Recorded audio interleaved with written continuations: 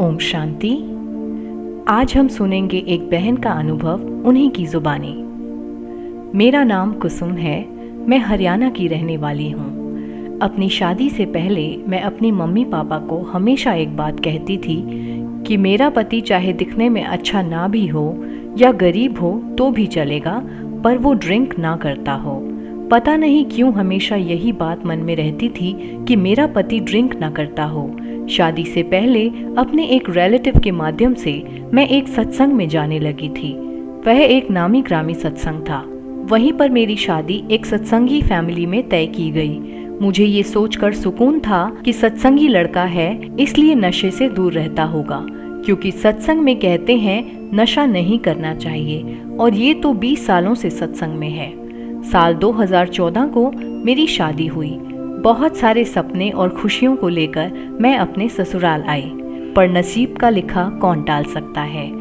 कुछ ही दिनों बाद मुझे पता चला कि मेरे हस्बैंड हर तरह का नशा करते हैं। स्मैक, सुल्फा, गांजा, शराब, सब कुछ।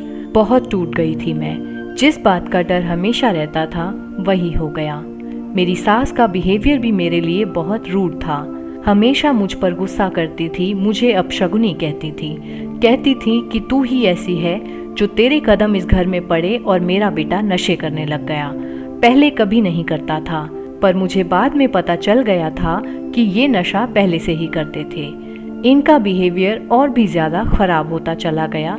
कई दिन घर भी नहीं आते थे, मारते पीटते भी थे, और ऊपर से सास ससुर और बाकी घर वालों का बिहेवियर भी बहुत खराब था। मैं बिल्कुल टूट चुकी थी। मुझे लगा अगर सत्संग वाले ऐसे होते हैं तो मुझे नहीं जाना ऐसे सत्संग में। मैंने सत्संग जाना बंद कर दिया। जब मैंने सत्संग जाना बंद किया तब सास ससुर ने कहा, तूने तो भगवान के घर जाना बंद कर दिया, अब तो तू जरूर बर्बाद होगी। मैंने सोचा कैसे लोग हैं ये, मुख में राम और बगल में छुरी।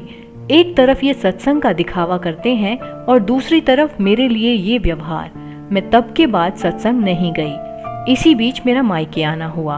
मेरी मम्मी के पास कुछ ज्ञान अमृत रखी थी जो वो कुछ दिन पहले पड़ोस की एक आंटी से लेके आई थी। मैंने उसे पढ़ा। मुझे पढ़कर बहुत सुकून मिला। ऐसा लगा यही है सच्ची शांति जिसको मैं कब से ढूंढ रही थी। मैं ज्ञानामृत को अपने ससुराल से आई और छुप छुप कर पढ़ने लगी। एक बार मेरी सास मेरे कमरे में मेरी एब्सेंस में गईं और ज्ञान अमृत को लेकर मेरे ससुर जी को दिखा दिया।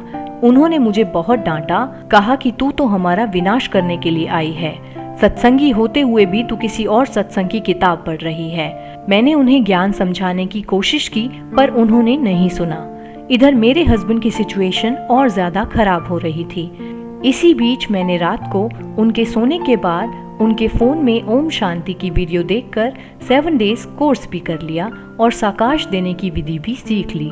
पानी चार्ज करने का एक्सपेरिमेंट भी मैं अपने हस्बैंड पर करने लगी। जब उनकी हालत ज्यादा खराब होने लगी, मेरे ससुराल वालों ने उनको नशा मुक्ति केंद्र में डाल दिया।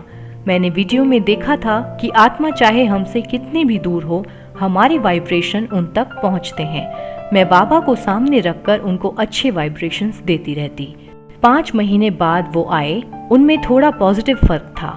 फिर थोड़े दिन बाद वो ऐसे ही हो गए। पहले उनकी ये सिचुएशन देखकर मुझे बहुत रोना आता था, पर अब बाबा की बात याद आती है कि तुम चिंता मत करो, मैं हूं ना। जो भी ड्रामा में हो रहा है वो कल्याणकारी है। मुझे विश्वास हो गया था कि जो हो रहा है वो कुछ अच्छे के लिए हो रहा है।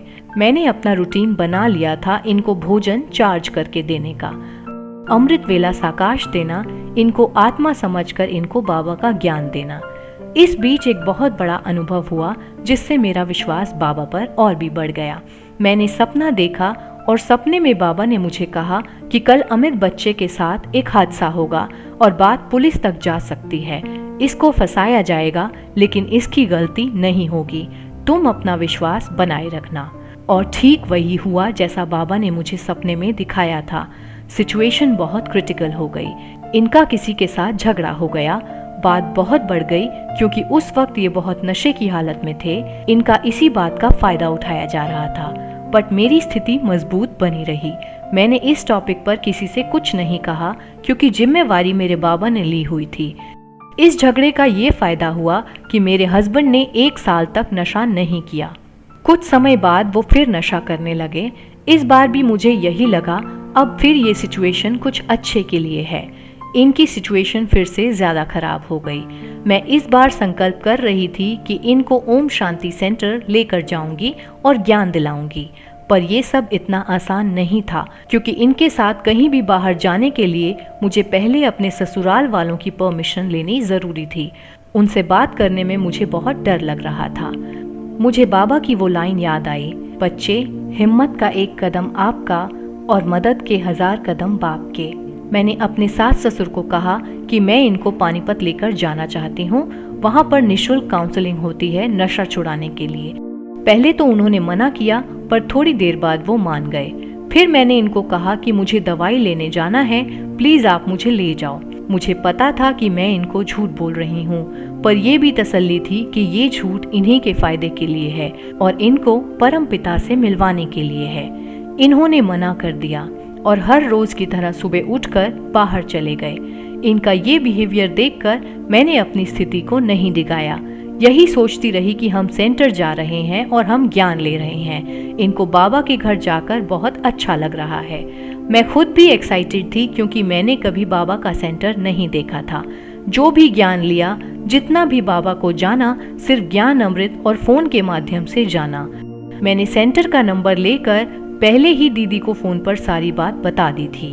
उन्होंने कहा, आप एक बार अपने हस्बैंड को ले आओ, पर ये मना कर बाहर चले गए थे। मैं ये संकल्प कर रही थी, आज तो बाबा का सेंटर देख कर रहूंगी। मैंने बाबा को कहा, बाबा आपका बच्चा तो बाहर चला गया है, उसका हाथ पकड़ कर लाओ और हमको सेंटर लेकर चलो। थोड़ी देर बाद ये आए और कहा कि तैयार हो जाओ, हम जा रहे हैं। मैं इतनी खुश हुई, वाह बाबा वाह। सारे रास्ते में यही सोचती रही कि हम दोनों आत्मा बाबा से मिलने ऊपर परम धाम की ओर जा रहे हैं। वहां बताए गए एड्रेस पर जब इन्होंने बाइक रोकी तो वहां पर प्रजापिता का बोर्ड देखकर इन्होंने कहा कि तुमने झूठ बोला, ये तो ओम शांति का सेंटर है, तुम जाओ अंदर, मैं नहीं आऊंगा। मैं अंदर गई, दीदी से मिली और सारी बात बताई। दीदी के बड़े प्यार से कहने पर ये अंदर आए। बाबा के सामने ये बहुत रोए। फिर इन्होंने 7 डेज कोर्स भी किया। अब ये भी बाबा पर बहुत ट्रस्ट करते हैं। पहले मुझे इनका नशा करना बहुत गलत लगता था, पर अब ऐसा लगता है इनका नशा ही मुझे बाबा से जोड़ने के निमित्त बना। वाह मेरा बाबा वाह। और आज ये बाबा का बच्चा सारे नशे छोड़ चुका है। वाह बाबा वाह। तो ये है मेरे बाबा का कमाल। इस सब में मुझे 7 साल का वक्त लगा अपने हस्बैंड को एक अच्छा इंसान बनाने में। मैं हर उस माता बहन को कहना चाहती हूँ जो मेरे जैसी प्रॉब्लम फेस कर रही हैं, बस थोड़ा सब्र कीजिए और बाबा पर अपना विश्वास बनाए रखें। सब कुछ बहुत अच्छा होगा। ओम शांति।